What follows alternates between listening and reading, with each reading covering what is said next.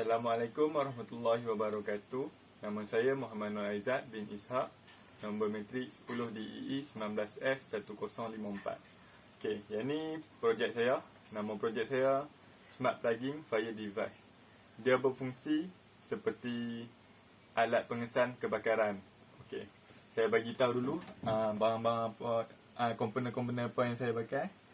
Yang pertama, LCD untuk tunjuk status. Kalau ada detect api, dia akan tulis fire detected. Kalau ada detect asap, fire detect, smoke detected.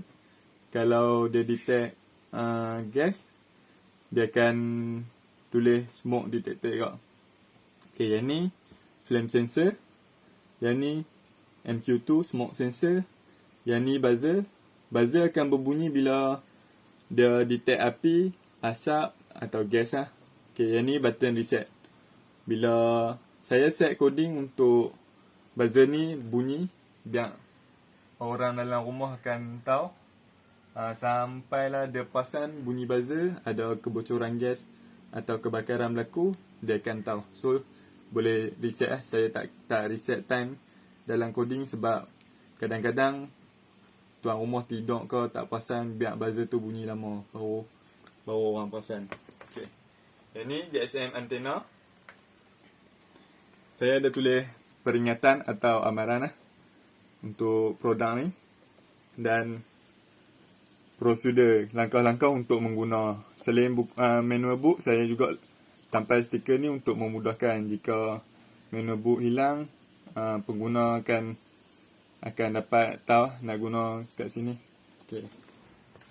Dan saya guna 2 adapter 5 volt untuk supply. Okay. Saya akan tunjuk macam mana dia berfungsi. Okay, saya gunakan GSM SIM 900 untuk menghantarkan notifikasi kepada telefon lah melalui SMS. Kalau dia detect apa-apa. Okay, kita try dengan api lah. Saya try dengan lighter tu. Okay, nampak. Dia akan tunjuk kat display fire detected. Okay, buzzer akan bunyi selagi tak tekan button reset. Dan notification SMS akan masuk. Dia tulis fire detected. Okay, bila kita dah perasan, tuan rumah dah perasan, kita just tekan button reset. Okay, dia akan stop bunyi dan mesej pun dia akan sekali je masuk. Dia takkan spam walaupun kita delay buzzer. Yang kedua, kita try smoke lah. Smoke pula. Gas. Okay, jika berlaku kebocoran gas, dia akan display smoke detected juga. Dan mesej akan masuk. Okay, tu. Mesej akan masuk smoke detected. Okay, bila kita tahu, kita dengar bunyi buzzer, kita pergi reset. Jadi kita boleh buat langkah-langkah keselamatan seterusnya. Yang ketiga, saya akan buat try untuk smoke lah.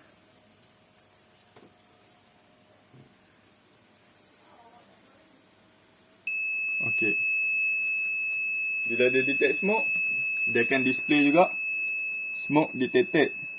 Dan mesej pun akan naik smoke detected. Bila tuan rumah tahu, macam biasa, just tekan push button saja. Okay. Sekian, terima kasih.